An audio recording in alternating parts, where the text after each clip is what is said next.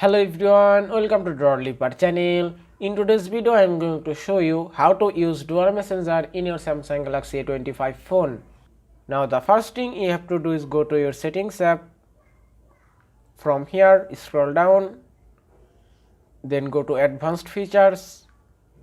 From here scroll down a bit, then go to dual messenger. Now by tapping here you can install your dual messenger and then tap on install, and dual messenger is installed now. Also from here you can install second copy of WhatsApp, Facebook and Telegram.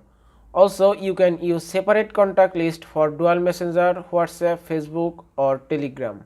Now if we go back on the app screen, now you can see in my phone dual messenger has been installed now. And that is how you can use dual messenger in your Samsung Galaxy A25 phone. I hope this video was helpful. If it was, please give it a thumbs up and don't forget to subscribe.